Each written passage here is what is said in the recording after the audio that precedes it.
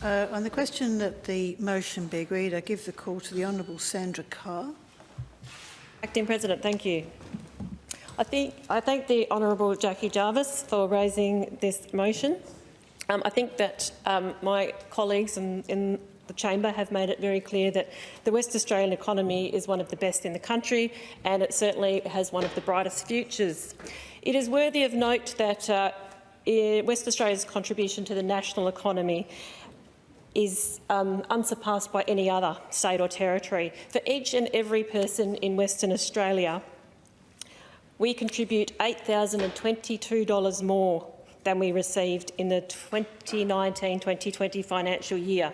That's more than 10 times the state with the next highest contribution.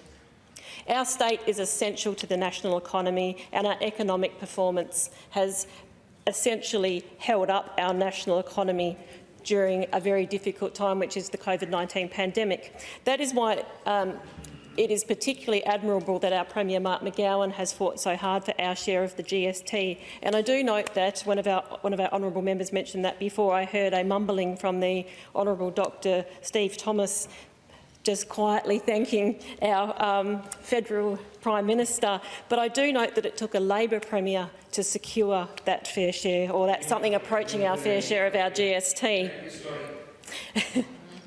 Thank you, Mark McGowan, for that excellent effort. It's a pity that one of your own team couldn't secure that for us. I also note that it is our COVID response that has allowed us to perform well in terms of budget. It is particularly prudent of our government and Mark McGowan's leadership that we heeded the expert health advice. We took a steady and measured approach to protecting our state.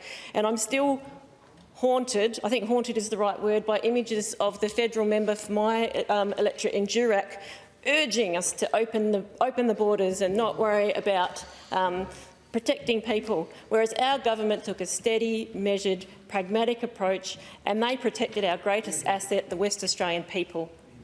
Who do you think supports our workforce? Who do you think works in those iron ore industries? We made sure that there were people in our state, our people were safe, and that consequently our state is safe and strong. So this year's budget adopts the same safe, pragmatic future-proofing approach. We're looking and using the success that we've created today, and we're making sure that that moves forward into the future. This is why I find it particularly rich, if you'll excuse the pun, that the Honourable Dr. Stephen Thomas across the floor keeps on insisting and repetitiously attempting to make his outdated cartoon reference to the Premier. It won't stick. Consumer confidence is high. We have a government with a track record of excellent financial management, and one that is using today's success to ensure our long-term security of the state. It's called sensible budget management, and it's called planning for the future. On the other hand, it seems that across the floor he would prefer a mindless, rapidly executed spending splash, and it's all sounding a bit the Barnett budget blowout school of budget management to me, and it's all sounding a bit like the 80s form of excess, whereby it's all bad hair, bad habits and fast living. It's all as outdated as the cartoon reference that he insists on making. On the other hand, on the steady left hand, we have a recently announced state budget that makes use of a strong operating surplus to set up WA's long-term future. That's what a good budget does. And I've just got some really simple working examples, and they have been touched on, but I'm just going to relate them to my area in the agricultural region and some around Geraldton. So in terms of social housing, we've talked about the spend $875 million boost in this state in the 2021-22 state budget, taking our total social housing spend to $2.1 billion and 3,300 additional social houses. But again, this spending comes in the form of steady, planned, strategic management.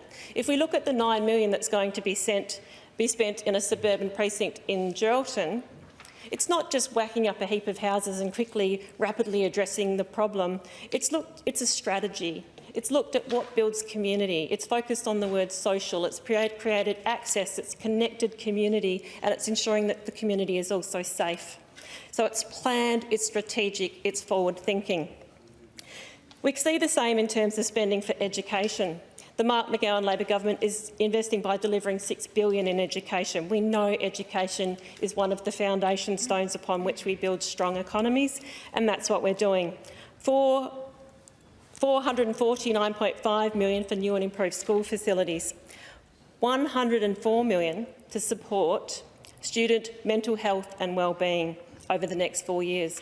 This is crucial spending. As someone who's worked in schools, I am acutely aware of the need to provide well thought out, well planned and well considered mental health supports for students in schools. We know there's an issue in that, and this budget addresses that.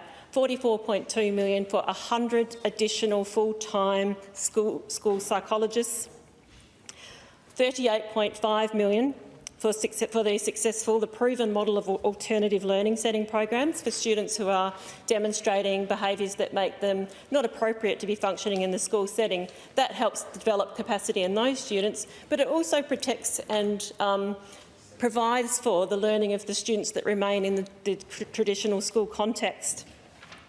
There's also $21.8 million to provide for additional chaplaincy services in school, if they choose to accept those, if that's what they would like to provide in their school. And those are designed to provide for the emotional wellbeing of not just students, but also staff.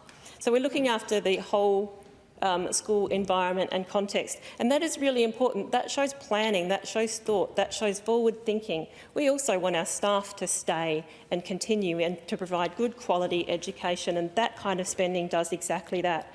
Smart, sensible, considered budget planning.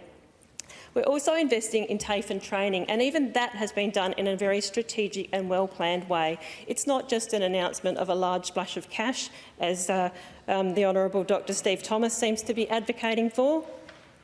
It's listening to what the industry and the key stakeholders are telling us they want.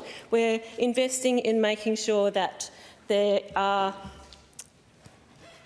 up-to-date and relevant services and equipment inside TAFEs. If you go and talk to industry, and I know that if I talk to industry in Geraldton, they'll tell you that they want the TAFE institutions to have the kind of equipment and the kind of machinery and mechanisms that they're using on the floor, so that when they get their apprentices in, they are familiar with and know how to use that equipment. So that spending reflects that demand from our key stakeholders in those industries. The Year 9 Taster program is also an excellent spend and well thought out, well planned spend in this budget.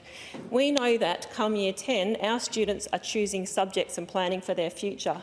Spending on key taster programs, or those taster programs for Year 9s, allows them to make informed, planned and strategic decisions for their future in much the same way that we are creating a formed, planned and strategic budget. It's a budget that is measured, considered, designed to keep the state safe and strong well into the future, and that will ensure that we have a resilient and strong economy. Thank you. The question is that the motion be